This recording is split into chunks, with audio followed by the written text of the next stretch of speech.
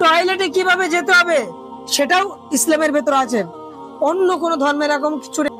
রাজস্থানের মণিপুর গ্রামে একটি আন্দোলন শুরু হয়েছিল, কি কেবল আনপাড় মূর্খ। কেন মূর্খ? তারা একজন আদর্শ ছাত্র, একজন আদর্শ সন্তান, একজন আদর্শ মানুষ হিসেবে বানাবো পারবে তো নাকি? বলছে বাথরুমে যাওয়ার একটা আদব আছে, দেখো খালি পায়ে প্রবেশ করবে না। কি ইসলাম শেখাচ্ছে যে জায়গায় মানুষজন যায় না, খারাপ জায়গা যেটা আমরা অপছন্দ করি।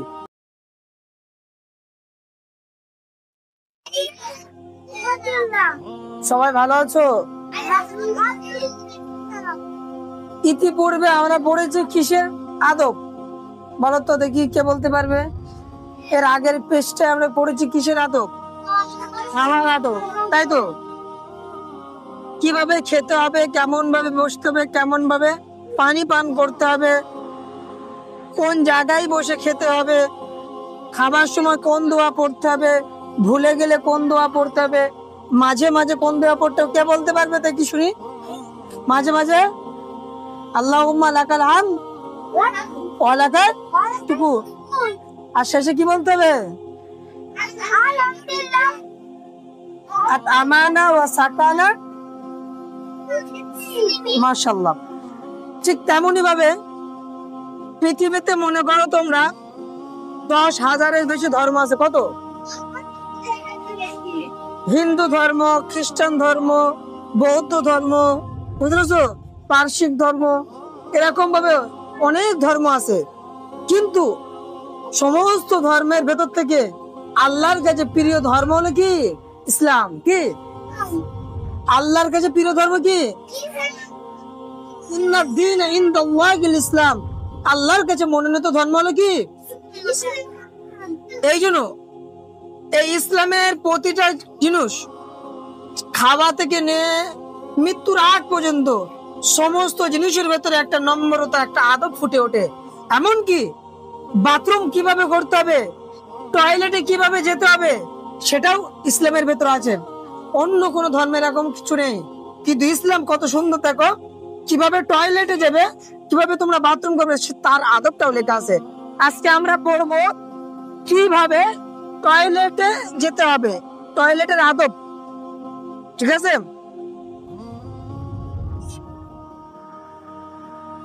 টয়লেট জানি আমরা ইংরাজি কি বলে? টয়লেট। বাংলায় কি বলে জানো? বাথরুম। কি বলে? আবার বলে শৌচাগার। কি বলে? শৌচাগার। দেখো একটা জায়গার আমরা একটু ঘটনা পড়বো। কি বলছে? রাজস্থানের মণিপুর গ্রামে, কোন স্থান? রাজস্থানের মণিপুর গ্রামে একটি আন্দোলন শুরু হয়েছিল। কি আন্দোলন বোঝো তো? কি বলো তো? এই বেশ কিছুদিন আগে আমাদের নবীর নামে কি একজন লিখেছিল আই লাভ মোহাম্মদ বলে, তাই জেলে পুড়ে দিয়েছিল না? আমাদের সব গ্রামের মানুষরা কি করেছিল? লাঠি হাতে করে আই লাভ মোহাম্মদ বলে রাস্তা লেবেছিল। হ্যাঁ, রাস্তার ধারে শান্তি মিছিল বার করেছিল। এরকম একটা আন্দোলন।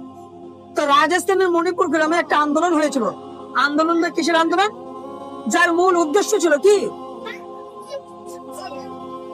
যেন খোলা জায়গা কি কেউ বাথরুম পেশাব পায়খানা না করে। কি করে?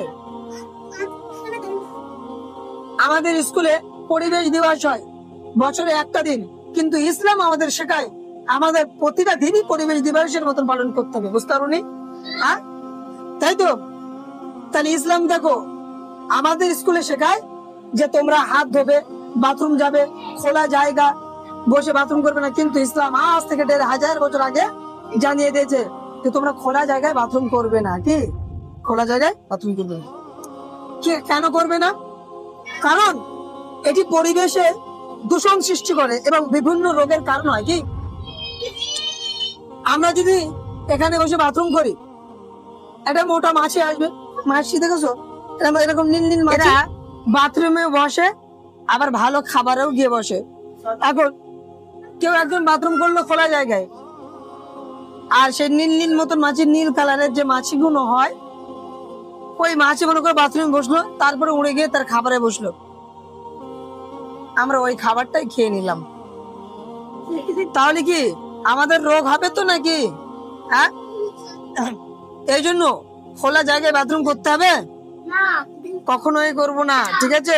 তাই সরকার এটি প্রচার অভিযান চালু করেছিলেন, যার প্রতিটি যার আয়ত্তে প্রতিটি ঘরে বিশেষ শৌচাগার তৈরির পরিকল্পনা গ্রহণ করা হয়েছিল। আজকে সরকার আমাদের এদেশেও এই বিষয়টা খেয়াল করেছে। কি খেয়াল করেছে? আমাদের যাদের বাড়িতে বাথরুম নেই, সরকারের পক্ষ থেকে কি করছে, একটা করে বাথরুম দিচ্ছে তো না মনে? এরপরেও আমাদের গ্রামে এমন কিছু মানুষ আছে একেবারে আনপার মূর্খ। কেন মূর্খ? তারা পড়া না পড়ে না জুনে মানুষের জ্ঞানী মানুষের সংস্পর্শে না থেকে একেবারে মূর্খ হয়ে গেছে। সেই টাকা তারা নিয়ে কি করছে, খেয়ে ফেলছে, আবার সেই মাঠে গিয়ে বাথরুম করছে। আছে নাকি? মানে আছে তো নাকি আমাদের এখানে?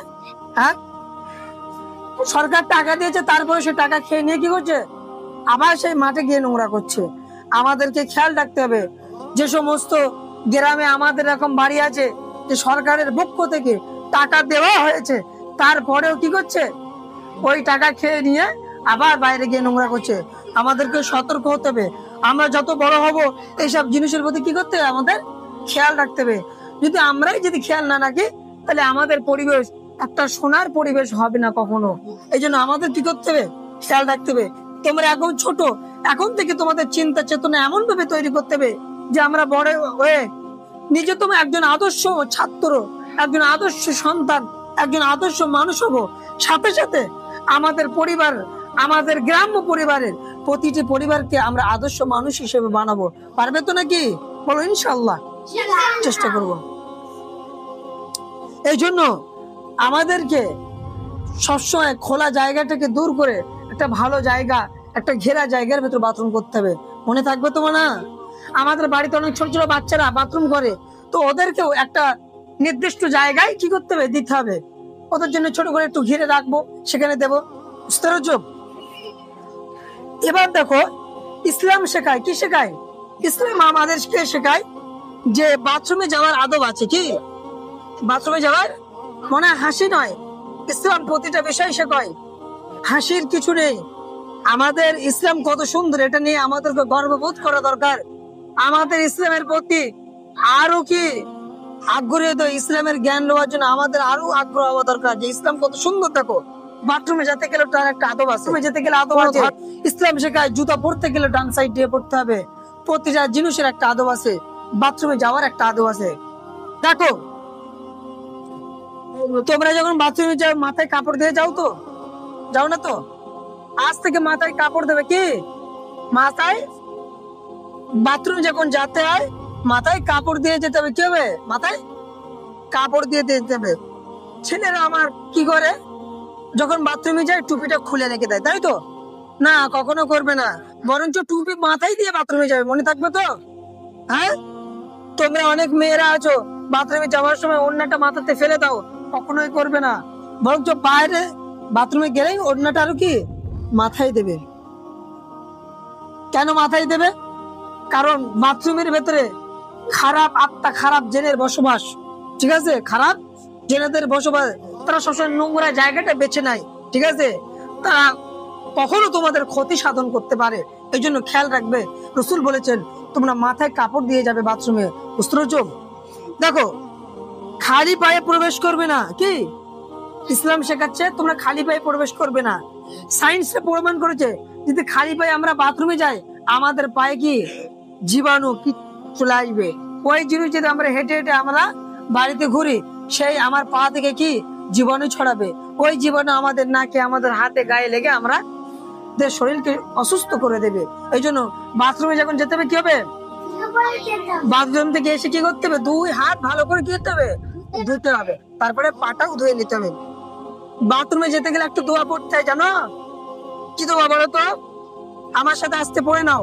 আল্লাহুম্মা ইন্নী আউযু বিকা মিনাল খুবসি ওয়াল খাবাইস। আল্লাহুম্মা ইন্নী আউযু বিকা মিনাল খুবসি ওয়াল খাবাইস। আল্লাহুম্মা ইন্নী আউযু বিকা মিনাল খুবসি ওয়াল খাবাইস। তোমরা কি জানো এর অর্থ কি? কি বলতো? ওগো আল্লাহ, তুমি আমাকে দুষ্টু এবং খারাপ জিনদের হাত থেকে আমাকে হেফাজত করো। কত সুন্দর দোয়া দেখো। আমি বাথরুমে যাচ্ছি আর আমি প্রথমে কি বলেছি যে বাথরুম এমনকি নোংরা জায়গা, যে জায়গায় মানুষজন যায় না, খারাপ জায়গা যেটা আমরা অপছন্দ করি। কি অপছন্দ করি? বাথরুম জিনিসটা আমরা পছন্দ করি? ওখানে যদি কেউ যদি বলে যে তুমি এখানে 2 মিনিট বসে থাকো, থাকবে কেউ? থাকবে? থাকবে না। এই জন্য নোংরা জেন, খারাপ জেনেরা ওই জায়গাগুলো বেছে নেয়। এই জন্য রসুল শিখিয়ে দিয়েছেন যখন তোমরা বাথরুমে যাবে কোন দোয়া পড়বে? আল্লাহুম্মা ইন্নী আউযু বিকা। ওগো আল্লাহ, তুমি আমাকে খারাপ এবং দুষ্টু জিনের হাত থেকে রক্ষা করো। বুঝতে পেরেছো? হ্যাঁ, মনে থাকবে তো মনে? এবার দেখো, বাথরুমে যেতে গেলে কোন পা দিতে হবে? বাম পা। কোন পা? বাম পা। কেন বাম পা দিতে হবে? দেখো, দুনিয়ার ভেতরে সব থেকে উত্তম জায়গা কোনটা বলো তো? আমাদের গ্রামে সব থেকে ভালো জায়গা কোনটা? কোন জায়গা? মাশাআল্লাহ, কোন জায়গা? মসজিদ। মানে আমাদের ভেতরে এই ঘরের থেকে, ওই পাকাটির গাদার থেকে, ওই কলের পাশে জায়গার থেকে, এই ফাঁকা মাঠের থেকে সব থেকে ভালো জায়গা কোনটা? মসজিদ। ওই জন্যই তো দুনিয়ার তুলনায় মসজিদটা কি বেশি পবিত্র, ভালো জায়গা। ওই জন্য আমরা যখন যাই ডান পা দিয়ে প্রবেশ করি, তাই তো? আর এবার বলো, সব থেকে খারাপ জায়গা কোনটা? নোংরা। এখানে কি বসে আমরা নামাজ পড়তে পারবো? বাথরুম পারবো? দুনিয়ার অন্য সমস্ত জায়গা থেকে বাথরুমটা সব থেকে কি নিকৃষ্ট এবং খারাপ জায়গা। ওই জন্য আমরা বাম পা দিয়ে প্রবেশ করব। ইসলাম কত সুন্দর দেখেছো? বাম পা দিয়ে প্রবেশ করতে আর কোন দোয়া পড়তে হবে? তোমরা সকলে আমার সাথে পড়ো, আমার সাথে পড়ো, ঠিক আছে? আল্লাহুম্মা ইন্নী আউযু বিকা মিনাল খুবসি ওয়াল খাবাইস। এবার থেকে বাথরুমে গেলে পড়বে তো? পড়বে তো বাথরুমে গেলে? বলো ইনশাআল্লাহ। ইনশাআল্লাহ। আমি কিন্তু আগামীকাল জিজ্ঞাসা করব কে মাথায় কাপড় দিয়ে, কে বাম পা দিয়ে, কে দোয়া পড়ে বাথরুমে প্রবেশ করেছে। আমি কিন্তু জিজ্ঞাসা করব। মিথ্যা কথা বললে কিন্তু গুনাহ হবে। হয়তো আমাকে লুকাতে পারবে, কিন্তু আল্লাহকে পারবে? কখনোই না। এই জন্য কখনো মিথ্যের আশ্রয় কখনোই নেবে না। বসো, বুঝতে পেরেছো? মনে থাকবে তো? বলো ইনশাআল্লাহ। আমরা আগামীকাল থেকে এই আদব অনুযায়ী কি করব? বাথরুমে যাব। তাহলে কি হবে? দুষ্টু এবং খারাপ জিন আমাদেরকে কোনো রকম ক্ষতি করতে পারবে না।